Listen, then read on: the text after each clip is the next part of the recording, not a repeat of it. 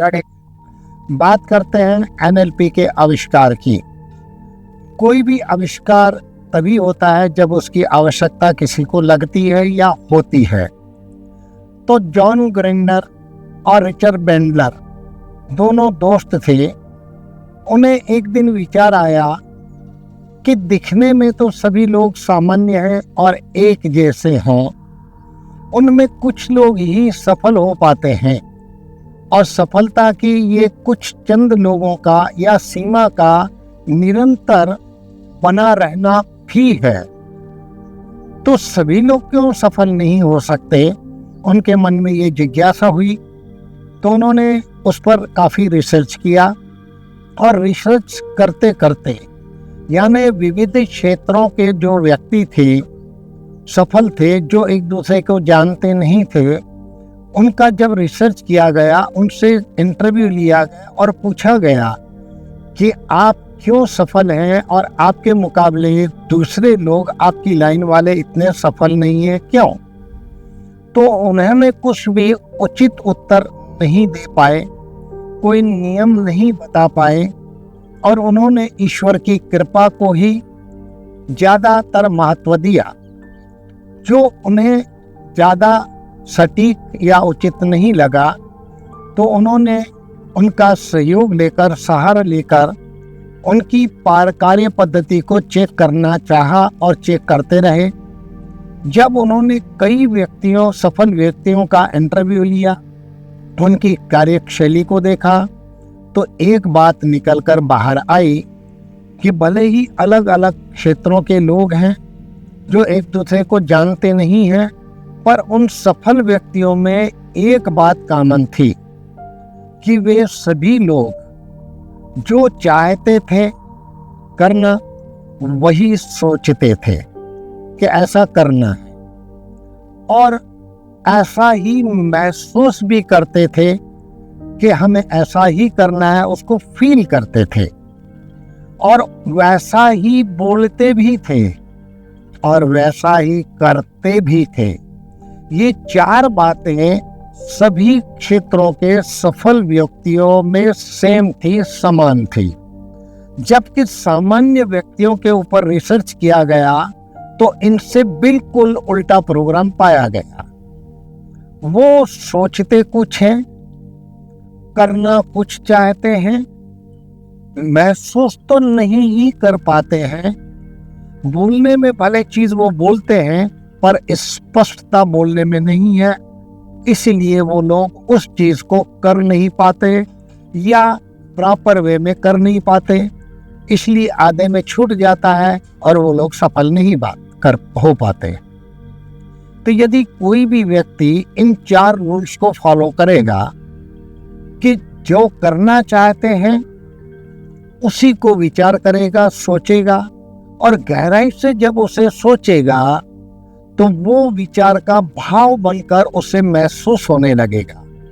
विचार की गहराई ही भाव को जन्म देती है और उसके रोम रोम में वो मैसेज पहुंच जाता है और कार्य करने की प्रेरणा देता है।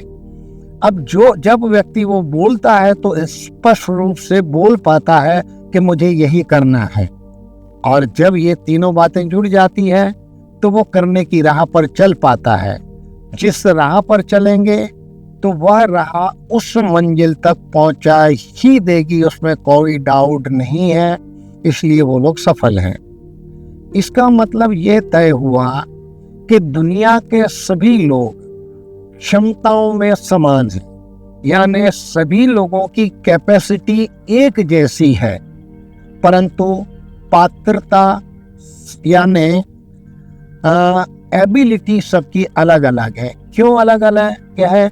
क्योंकि सबकी मान्यताएं अलग अलग है और वो लोग सोचते कुछ है, महसूस कुछ करते हैं, बोलते कुछ है और परिणाम कुछ चाहते हैं। यदि हर एक व्यक्ति जो सफल होना चाहता है अपनी क्षमताओं को पात्रता में बदलेगा तो आगे अभिव्यक्ति में वो सफल व्यक्ति के तौर पर ही अभिव्यक्त हो पाएगा और वो सफल हो पाएगा।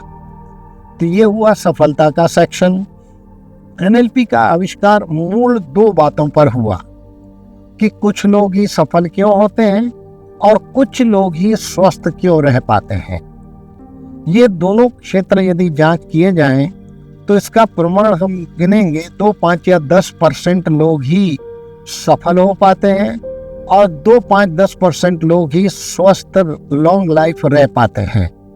तो यदि इन नियमों का पालन किया जाए तो कोई भी व्यक्ति अपने मनचाहे तरीके से सफल भी हो सकता है, स्वस्थ भी रह सकता है। अब सवाल है कि ऐसा क्या मार्ग है जिसको सफल होने के लिए आगे बढ़ा जाए। तो उन्होंने छोटी छोटी अलग अलग एक्सरसाइज निकाली, एक अभ्यास दिए कि उन अभ्यास द्वारा उन क्षमताओं को पात्रता में विकसित किया जा सकता है और आगे बढ़ा जा सकता है। उसका मूल कारण यह है कि चाहत में तो सफल व्यक्तियों जिसकी चाहत हर व्यक्ति की होती है, पर चाहने से वो बात बन नहीं पाती है। ऐसा क्यों? तो चाहत विषय है कॉन्शियस ब्रेन का, जागरूक मस्तिष्क का। जागरूक ब्रेन को कार्य क्षमता दी गई है कि वो वर्तमान जीवन में घटित घटनाओं को ही संभाले, पोषण करे और उसकी लाइफ को आगे ले जाए। और यदि उसने ही सबकॉन्शियस माइंड को बनाया है, जिसे अर्ध जागरूक या अचेतन मन भी कहते हैं, सबकॉन्शियस माइंड भी कहते हैं, हर व्यक्ति का 15 साल के अंदर जब तक पूर्ण विकसित ब्रेन नहीं हुआ है तब तक जो कुछ उसे दिया जाता है तो उसके लाइफ संचालन की रूपरेखा बन जाती है। तो 15 साल तक के बच्चे को पहले उसके माता पिता या पेरेंट्स उसको बताते हैं कि जीवन कैसे जीना है, फिर आस पड़ोस वाले व्यक्ति, उसके बाद शिक्षण संस्थाएं, उसके बाद धार्मिक संस्थाएं उसे बताती हैं। क्योंकि कॉन्शियस ब्रेन डेवलप न होने के कारण न तो वो कल्पना कर सकता है, न विश्लेषण कर सकता है, न तर्क कर सकता है। सीधा ये चीजें उसके सबकॉन्शियस माइंड में जाकर उसका प्रोग्राम बनाती हैं। यानी उसका शरीर हार्डवेयर है और उसके अंदर जो जानकारियां प्राप्त हुई हैं वो सॉफ्टवेयर है और उसी सॉफ्टवेयर के आधार पर वो चलता है। यानी 15 साल के अंदर जो रूपरेखा बन गई उसी के आधार पर उसका जीवन चलता है। पर जैसे जैसे 15 साल के बाद उसका पूर्ण विकास होता है मस्तिष्क का, तो चाहतों में और बेटर लाइफ जीने की चाहना पैदा होती है। परंतु तकलीफ देह बात यह है कि वो स्पष्ट जानकारी नहीं दे पाता।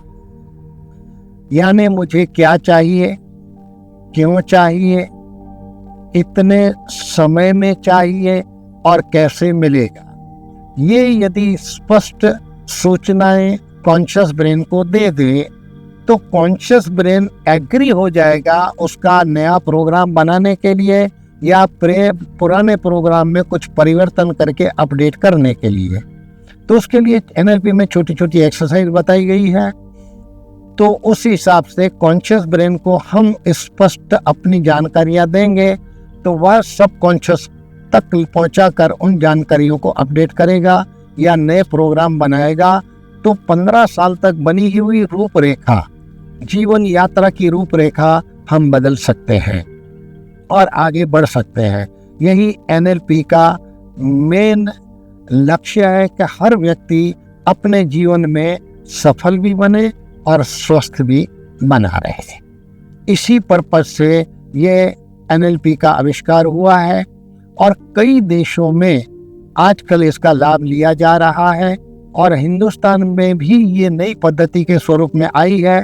जिन जिन लोगों ने इसे अप्लाई किया है उनके जीवन में सफलता के और स्वस्थता के प्रमाण बढ़े ही हैं और बढ़ ही रहे हैं। दैनंदिन जीवन में वो प्रमाण दिखाई दे रहे हैं। तो आप भी चाहें तो इसे आजमा कर देख सकते हैं और इसकी सफलता को और स्वस्थता को पा सकते हैं। धन्यवाद।